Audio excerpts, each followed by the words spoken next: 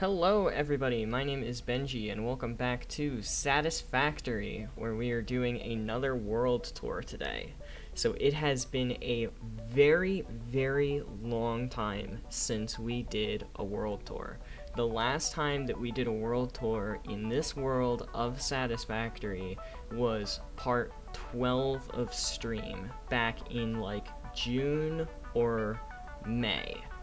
And dear Lord, we have made some progress since then.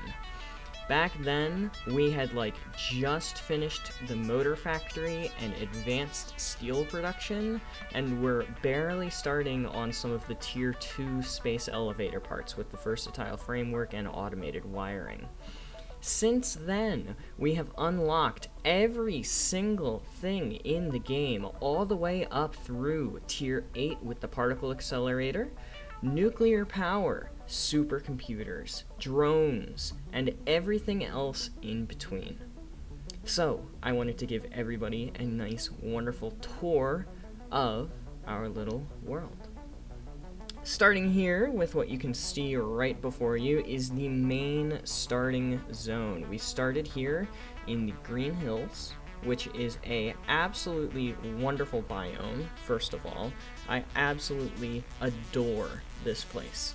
It is flat, the resources are pretty much everywhere, even though the purities aren't that great.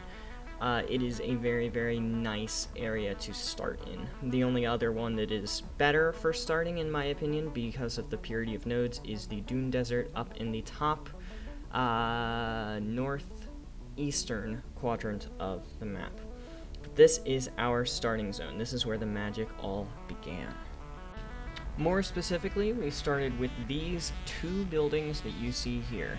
Over here on the left, we have the storage hub and hypertube hub now. I don't think we had the hypertube portion of things, unless I'm mistaken, for the first tour of the world.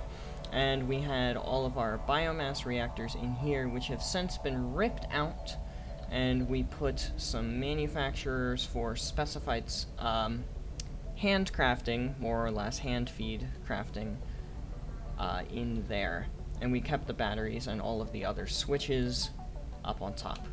The hub in the last recap video, or last tour video, was actually behind this building. That has since been moved over to here with some extra storage and an awesome sink for any sort of needs we might have with that.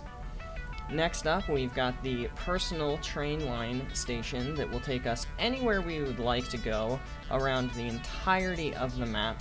The personal train line goes from this point up through this little gap, and it goes up and around, winding through this corridor, and then it comes straight over, down, and around, goes all the way up over top of this place, has a huge train spiral over here that we'll go see in a moment, comes all the way up, and then loops back around over through the Gold Coast to here. Anywhere we need to go within this entire world, with all of the drones and trains moving and grooving, we can get to ourselves with a quick little bit of a train ride. We have also, since the last tour, implemented a beacon factory, which is using alternate recipes in order to create beacons from pure iron. So all of the iron comes in out the back, goes into the system, and gets turned into iron wire, which is basically wire made from iron, which turns into cable, as well as the iron being turned into rods and plates that go into the actual beacons themselves. The lights aren't on currently to save me some FPS and make the video not as unbearable for you guys, but that's the general gist of things. Everything else in this quadrant has already been toured in terms of factories, such as reinforced iron plates, rotors, basic copper, concrete, basic iron, motors, steel beams, and quick wire, smart plating. And over here, modular frames, steel pipes, and encased industrial beams. The other thing that we have in this quadrant that is new is the emergency power that currently has trees growing in it again, which is annoying. The emergency power is based completely and entirely on biofuel, and the entire purpose of this factory is to get us just enough power to jumpstart our systems in case of a total meltdown. The biomass, let me do a little bit easier speed. The biomass gets automatically sorted, turned into biomass, then turned into solid biofuel, which combines with water outside to create liquid biofuel. The liquid biofuel is stored in these tanks. These 4 large industrial fluid buffers, which have a release valve that will take them to the 10 fuel generators over here, which is exactly what we needed. So that is everything for the starting area, with the exception of the drone platform and the 2 train platforms. But those are pretty self-explanatory. These 2 trains bring in items from across the map. The one on the right brings in radio control units, alclad sheets, and alclad casings. And the one on the left here brings all of our weapons, nobelisks, and rifle cartridges. The drones here bring in a multitude of items. Currently only 3 of them are working at the moment. This one brings in the batteries that power all the rest of the drones and go to the storage facility. This one brings in all of our supercomputers that we need, and this one brings in all of the electromagnetic control rods. Speak of the devil, here comes Mr. Supercomputer now. Which I think I turned off that factory? Looks like I turned off that factory. That's a bit concerning, though. I might have to look into that. The rest of these will be utilized at some point or another, more than likely. But for now, they sit resting wearily. Our starting area has grown significantly since the last time we have seen it, as you can probably tell. Mama Skyray still loves to do her little fly-throughs. She has a great time. The other 2 factories that are new in the starting zone are these 2, which were completed pretty much directly after the last World Tour. And the one on the right is for automated wiring, and the one on the left is for versatile frames. So with all of that covered, let's move on to some of the bigger factories we can see off in the distance there.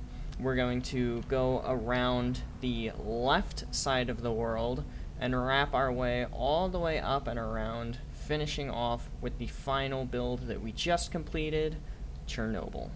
We'll see you there.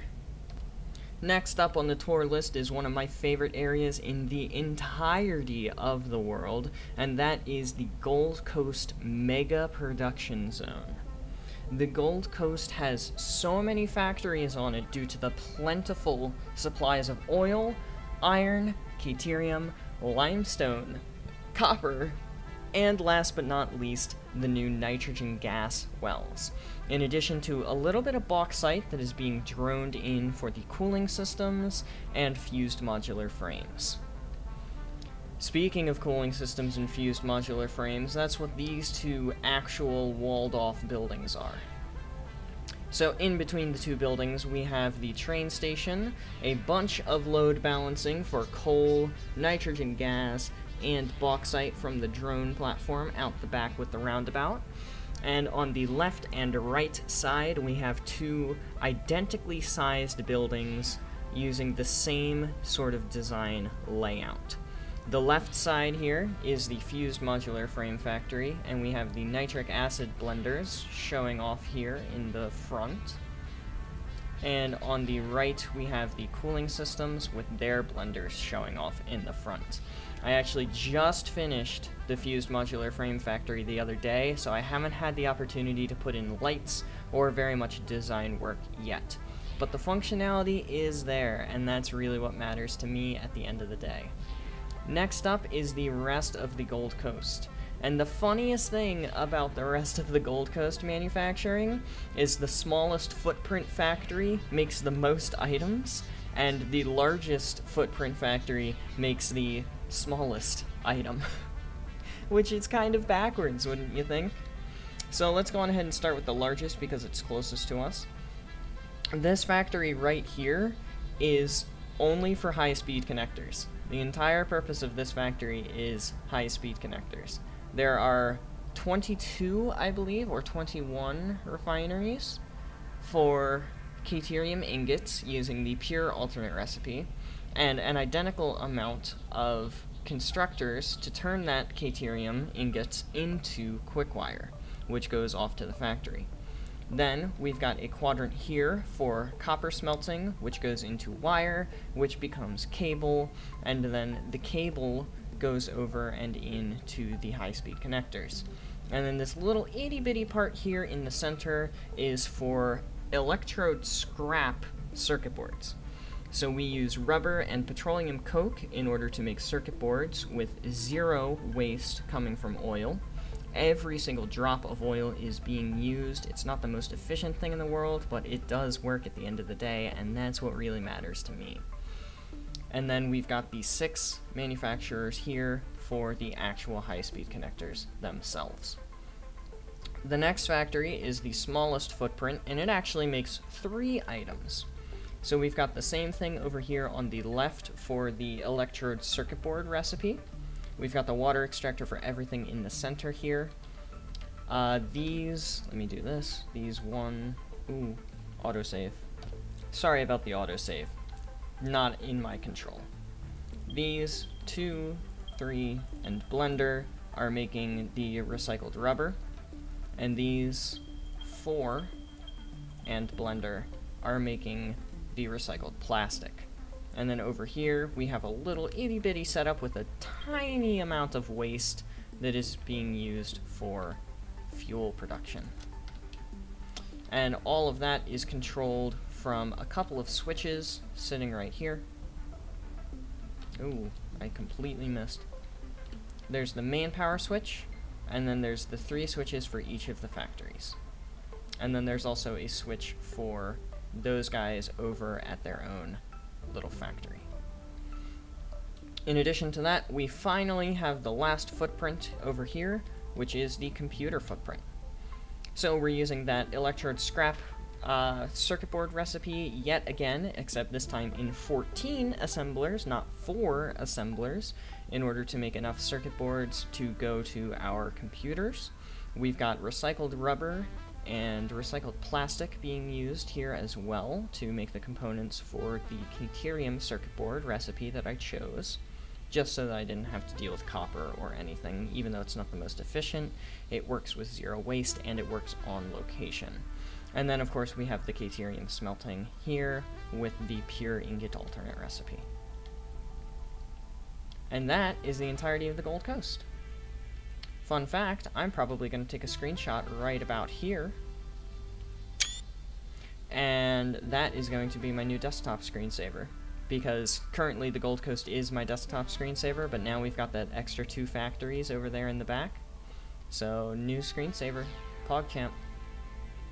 Next up is the Bauxite Distribution Center. So, all of this bauxite has its purposes. Specifically, these 2 factories, or these 2 platforms here and here, are for the fused modular frames and cooling systems. We saw the drones and the drone platforms by the trains over there. I don't know where the drones currently are. It looks like they're sitting over there. This one is going to be for the turbo motors that we will be building over in that direction shortly. This drone brings in batteries from the battery factory on the other side of the map, way over here. And these 3 will be bringing all of the bauxite up and into the Dune Desert for the purpose of our nuclear pasta factory. As you can see, the train line does continue. The Gold Coast distribution train line on the right, the personal train line on the left, which both have their destinations.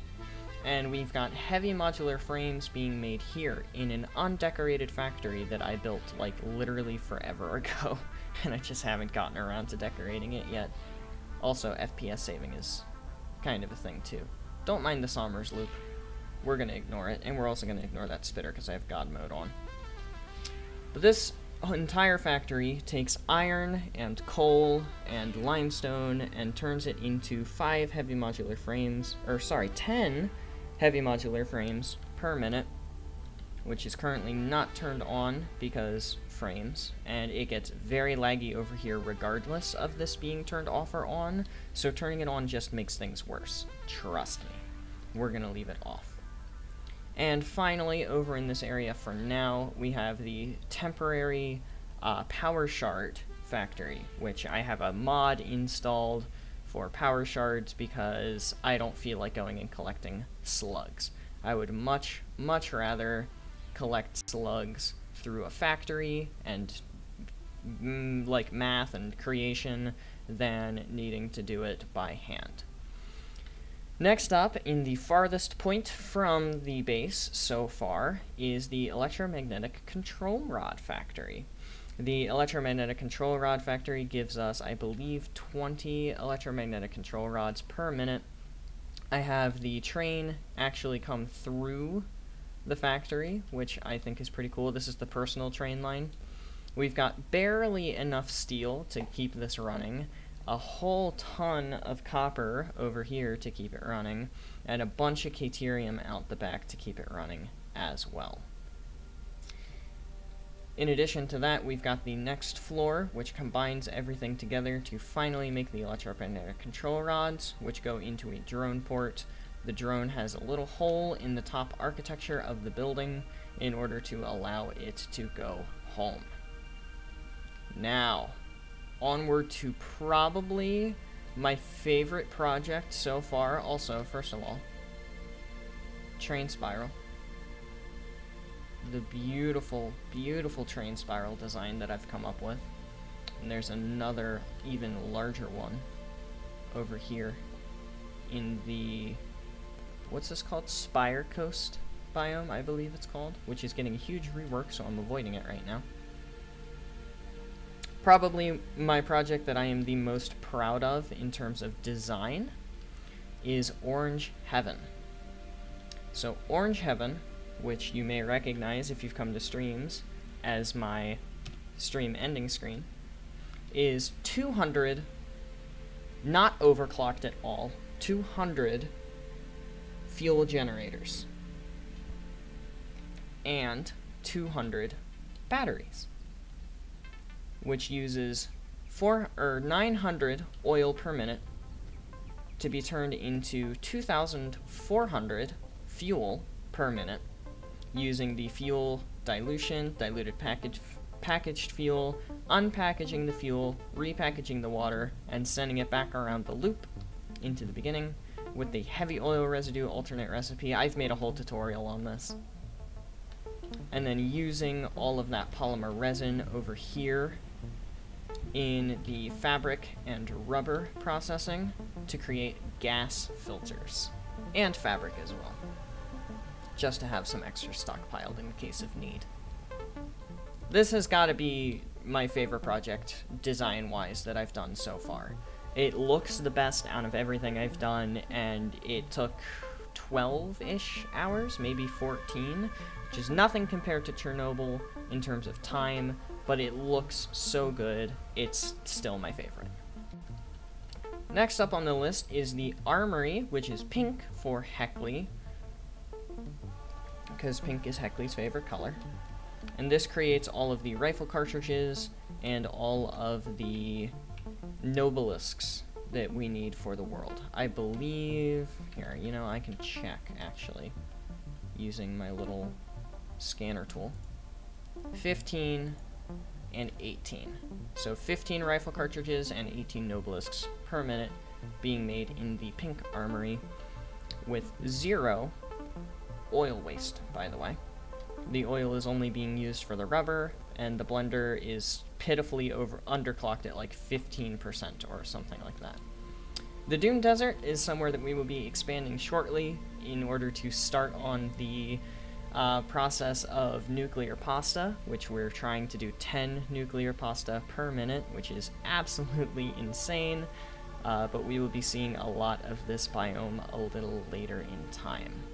let's head over and check out the supercomputer and aluminum factories before we finally wrap things up with Chernobyl. Here is the aluminum factory, which I do really enjoy the design I chose for this one. It doesn't have feet yet. I'm working on it. Don't worry about it. I need to just take a day at some point and do a beautification stream where I go around and put all of the finishing quote-unquote touches onto each of these builds. So putting feet on stuff like this, putting walls on stuff like the heavy modular frame factory, and everything else of that nature. I just need to do a stream of that. So this does all of our aluminum processing. Every single piece of the aluminum processing is done within this factory. If I could actually make it into said factory.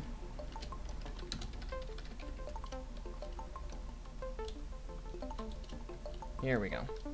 So all of the aluminum processing is done here with the sloppy alumina recipe, which has no silica byproduct, and the pure ingot alternate, which does not use silica at all.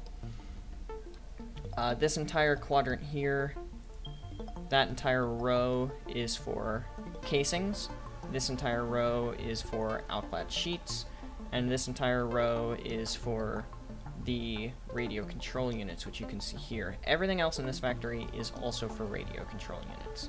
So all of the iron and copper smelting over here for the screws and plates go into here to make the reinforced iron plates. The reinforced iron plates, quartz crystals, and cable, as well as the circuit boards, go up to the next floor. And on the next floor, we are making all of the crystal oscillators in these manufacturers, and we are using the crystal computer alternate recipe with the circuit boards and crystal oscillators to make the computers for the radio control units.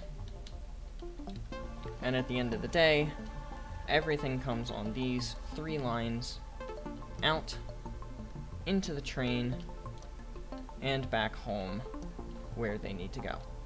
There's the remnants of our temporary setup for the fused modular frames, but now that we have a factory for that, I'm going to have to come tear that out at some point. Next up is the Supercomputer Factory, which has another train spiral. It uses this water here from the resource well pressurizer. It uses a bunch of caterium and a bunch of oil as well. And this factory is large. This is a large factory. All of the refineries down here are very compact. But it is zero waste, yet again. Every single piece of the oil being turned into plastic, the heavy oil residue is used for fuel, and the plastic is turned into more rubber. All of the rest of the rubber with the heavy oil residue is turned into petroleum coke, and there are overflows just on the off chance that something does happen to get backed up and it needs to be sunk for whatever reason. It looks like I might need to add a second sink because it's not fast enough. All of that goes up and into the top area here for all of the circuit boards. I forget how many assemblers this is, but it's a lot, because we are making 10 computers per minute with the caterium alternate. Also, all of this is caterium and copper smelting, and high-speed connectors, and AI limiters, and a lot of other things, which finally end up as the supercomputers. And it looks like the plastic is having issues, so I'm gonna go fix that and get it running. Alright, I got the plastic up and running again, but this is probably going to take some more troubleshooting that I don't feel like doing at the moment. Anyway, moving on, in addition to that, we have the old coal generators down here, which produced a nice crisp 4,800 megawatts. Fun fact, the first setup that we had, I believe, was 420 megawatts, coming from purely biomass burners. Then this was our secondary setup, which originally started at 2,400 megawatts, and then we doubled the system in order to do 4,800 megawatts instead, 4,800. Orange Heaven, which is our second fuel setup, and also second to last. I guess technically third if we count the biomass, but I don't know if I count the biomass as an actual fuel setup. Orange Heaven produces 30,000 megawatts by itself. We've got a couple of geothermal generators scattered around the map that get us about 4,800 at a maximum production. And now we are going to go over and finally check out the nuclear build, which still has a lot of design work that needs to be done for it, as you can clearly see as we continue encroaching upon it. There are no feet for the building yet, there are no walls for the building yet, and a lot of things are still kind of a mess, especially over in the refinery area, which is not even walled off yet. But we're going to get to that momentarily. That's just a little bit of a tease. First off is the battery factory, which actually is completed in its complete and entirety. So the battery factory here, which is aptly named the Amazon warehouse because Amazon does drones, and that's a meme, and this is batteries, and batteries run drones. So down here on the bottom floor, we have all of our aluminum smelting here. We've got 4 refineries for aluminum scrap, which go into the aluminum casings that go up. We've got the 2 refineries here for the sloppy alumina solution that goes up for the batteries. And we have 12 refineries here for sulfuric acid that run everything else. We also have a little window here so that you can see the battery distribution center, which goes to everything we need it to go to. I'll explain that in a moment. And then up here we have 12, that's right, 12 blenders, all making batteries. 240 batteries per minute.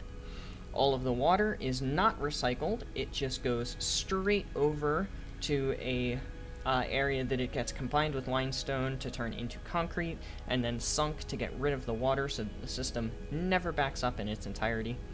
We have 2 bins here storing batteries that go to the distribution center, and any excess batteries just go to the resource sink so that the system never backs up. And over here in the actual distribution center, right above the train station, beautiful feet design, by the way, love this design. We have the batteries first primarily splitting to the train that goes over for the nuclear build to run the nuclear drones. And then second, it will go to the distribution center back home, the fuel for this drone that goes home. Then it will go to the fuel for the Gold Coast that goes to the Gold Coast. Then it will fill up the inventory of the one that goes home to power the home drones, and then it'll go to the actual inventory of the one for the Gold Coast, which, like I said, happens all the way over here in the drone Gold Coast Distribution Center. Wrong button. So that's everything except for the nuclear build. There's the concrete sink factory. So the nuclear build. Oh boy. I spent 42 hours on this. This could be its own tour video if I really wanted it to be. Honestly, it could. It could be its own tour video. It's crazy. It's a crazy build. And it took a lot of time and a lot of effort. And it all starts here, in this tower design that I completely ripped off from Kibitz. Don't worry about it. Thank you, Kibitz, by the way. So in here, everything is completely controlled. The irradiated plutonium portion of the factory can be turned on and off at will. The irradiated uranium portion can be turned on and off at will. All of the non-irradiated processing can be turned on and off at will. And an emergency sink in order to get all of the radioactive material out of the factory as possible in order to make it a little safer for me to walk around without a hazmat suit. We have a bin here with a couple of hazmat suits and iodine filters in it, just in case. That hypertube will take you back to the train station, and this hypertube will take you under the floor, where you can kind of see some more hypertubes that will distribute you around the factory. You can see all of the wires and all of the hypertubes going where they go. One of them goes to irradiated uranium and has another one inside the factory to go to irradiated plutonium. The one on the far right goes straight to the reactors themselves. The one in the center goes to all of the non-irradiated production, and the one on the far left goes all the way to the ingot smelting. So let's go start there. So this wonderful spaghetti monster is our ingot distribution center. It is smelting 1900 iron, 900 something copper, a little over 1,000 caterium, 1900 limestone, 420 quartz, I would like to say, and 720 coal are coming in on the drones. And in addition to that, we have all of the water coming from up on top of the waterfalls. All of the caterium smelting is here in 22 fully overclocked refineries, or 200% overclocked refineries. 8 concrete smelters smelting the concrete, and limestone being distributed as it's needed to be. The 3 drones, like I said, for the coal, which have a battery input coming from the batteries from the train. All of the iron smelters are up on top here, and all of the copper is underneath with the quartz smelting in the back. You can kind of see there. It's a bit of a lag monster over here, especially with all of these belts and all of this rendering, but just look at that beautiful spaghetti. Look at it. It's amazing. It's great. Next up are the actual factories, which have all of the necessary components being input into them. And I am very, very, very much laggy. I'm very sorry for that. This bottom floor has all of the necessary smelting components for the beacons in these 3 manufacturers, as well as some steel processing for the electromagnetic control rods. Let me find the hole in the ceiling. Here it is. The second floor has all of the processing for the crystal oscillators. The third floor has half of the processing for the electromagnetic control rods, and the fourth floor has the final processing for the electromagnetic control rods. All of those components that I just listed off go to the irradiated uranium portion of the build. The beacons, the electromagnetic control rods, and the crystal oscillators all come over here and combine with the sulfur, the silica, the caterium ingots, and the uranium in order to create uranium fuel rods, aka the first step of the nuclear project. Here's all of the caterium being turned into quick wire, and everything else coming into these 7 manufacturers with some interesting overclocking in order to make all of the encased uranium cells.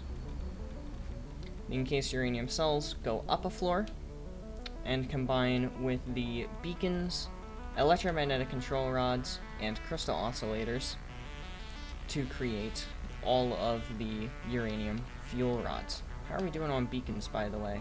Because I can see that the beacons are having some issues, and I'm a little bit concerned about that.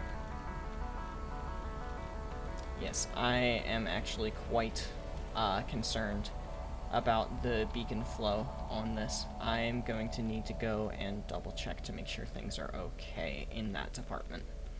But I will do that at a later date, so as not to inconvenience all of you. So this creates 10 uranium fuel rods per minute. The 10 uranium fuel rods per minute go into this right half, so the right 25 reactors, which produce 125,000 megawatts of power by themselves when all of them are running, and produce uranium waste.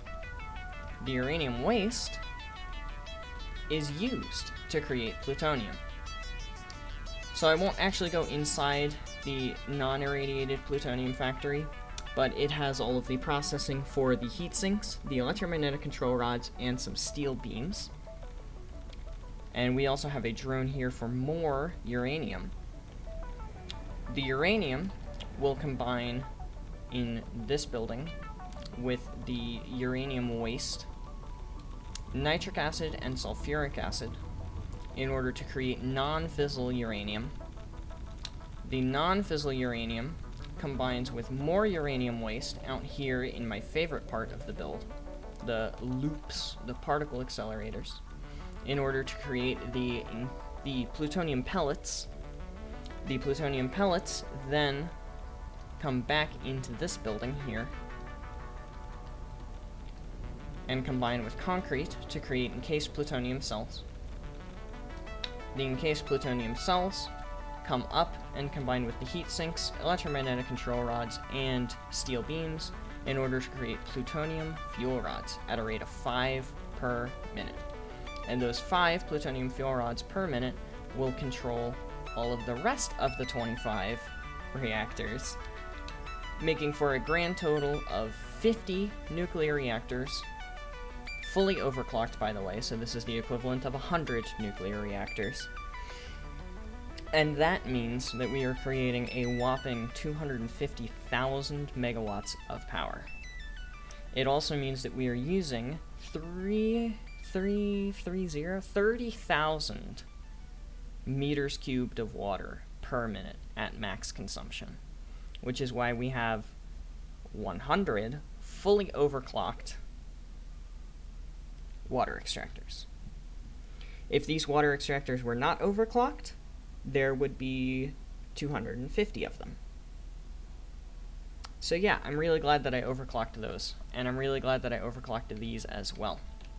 Now, in terms of the waste, there is an overflow outlet for the uranium waste on the off chance that it does get backed up for whatever reason, but the main thing is the plutonium waste comes into this drone platform right here and gets disposed of, which I will go show right now.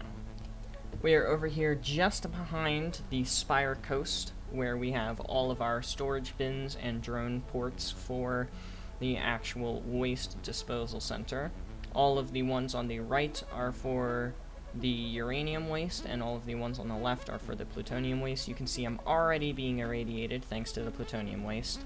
You can see that radiation level go up, up, up, and it's already max. But there's nothing in that one. It's all in here. You hear that beeping?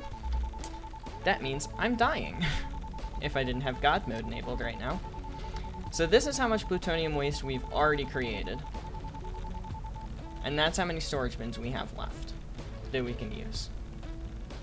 This should last me plenty of hundreds of hours, which we will not spend plenty of hundreds of more hours in this save, unfortunately.